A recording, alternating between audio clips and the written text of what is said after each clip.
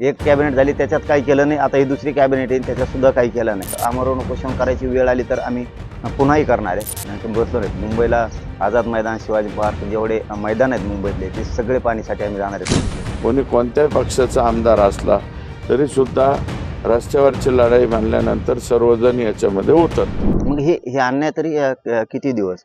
सातारा संस्थांचं, बॉम्बे गव्हर्नमेंटचं गॅजेट त्यांच्याकडे असून सुद्धा ते आणखीनही घेतलं जात नाही. म्हणजे ही खूप मोठी शोकांतिका आहे की हे जाणून बुजून तर नाही करायला ना, फक्त उपोषण उठेपर्यंत, उपोषण सोडीपर्यंत म्हणजे सरकारवर मराठ्यांचा दबाव आहे, दडपण आहे.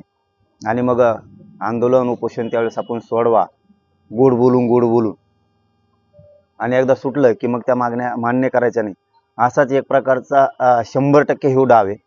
म्हणून आम्ही पुन्हा ठरवलं की हे बरोबर नाही करायला लागलेत, हे फसवणूक करायला लागलेत जाणून बुजून. 13-14 दिवस झाले तरी त्या 5-6 मागण्यांपैकी त्याच्यातली एकही अंमलबजावणी त्यांनी केली नाही. कारण त्याच्यानंतर आता ही दुसरी कॅबिनेट येईन उद्या. एक कॅबिनेट झाली त्याच्यात काही केलं नाही, आता ही दुसरी कॅबिनेट येईल त्याच्यात सुद्धा काही केलं नाही. म्हणून आम्हाला थांबून चालणार नाही. म्हणून 15 तारखेपासून आम्ही उद्याच्या फेब्रुवारीच्या इथं साखळे बेमतच साखळे उपोषण पुन्हा सुरू करतो आंतरवालीमध्ये. कारण सरकारला त्याशिवाय जमणार नाही. आणि हे लोन आता आम्ही हे आता साखळी उपोषणाचं लोन आंतरवालीपासून हे राज्यभर पसरवणार आहेत. आता आम्ही राज्यभर उभा करणार आहेत, कारण यांना त्याशिवाय जमणार नाही. मग आता वेळच पडली, यांनी साखळी उपोषणातून बी दखल नाही घेतली तर आमरण उपोषण करायची वेळ आली तर आम्ही पुन्हाही करणार आहेत. हे झाल्यात 2 गोष्टी. आणि तिसरी अशी, त्या 2-3 दिवसाच्या आत आता आम्ही तारीख सांगतो तुम्हाला, आणखीन ठरवली नाही. आम्ही सगळे बसतो तिकडचे, आता आणखी बसलो नाहीत. मुंबईला आझाद मैदान, शिवाजी पार्क जेवढे मैदान आहेत मुंबईतले ते सगळे पाणीसाठी आम्ही जाणार आहेत. कारण आम्हाला मुंबईकडं पण जायचं. हे बघा, दादांनी तसं म्हणलं असेल, परंतु आम्ही आता मंगळवारी जी कॅबिनेट येईल त्याच्यामध्ये ज्या 4 मागण्या शिंदे समितीच्या बाबतीतली एक आहे, दुसरी गॅझेटियरच्या संदर्भातली आहे, शिंदे समितीच्या कामकाजाच्या बाबतीतले ज्या 4 मागण्या लेखी स्वरूपामध्ये मनोजदादा जरांगे पाटलांना लिहून दिलेल्या आहेत शासनाने, त्याच्या बाबतीतली हालचाल मंगळवारपासून सुरू होईल. मंगळवारपासून हालचाल सुरू झाल्याच्या नंतर मग त्यांना रस्त्यावरची लढाई लढण्याची आवश्यकता नाही. आणि उद्या ते रस्त्यावरची लढाई लढायचे म्हणलं तर आम्हीसुद्धा त्यांच्यासोबत आहोत. त्याच्याबद्दल कोण काय म्हणतं आहे?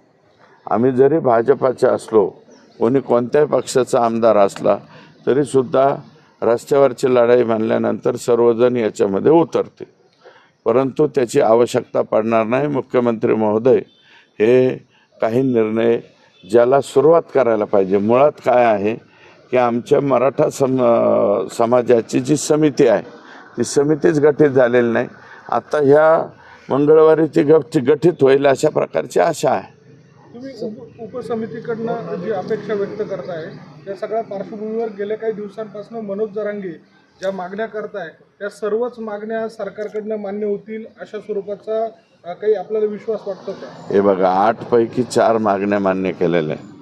आणि उपसमितीने आत्तापर्यंत मग ती चंद्रकांत दादांच्या अध्यक्षतेखालची असो, एकनाथ शिंदे साहेबांच्या अध्यक्षतेखालची असो, या उपसमितीने खूप काम केलेलं आहे, खूप काही काम केलेलं आहे.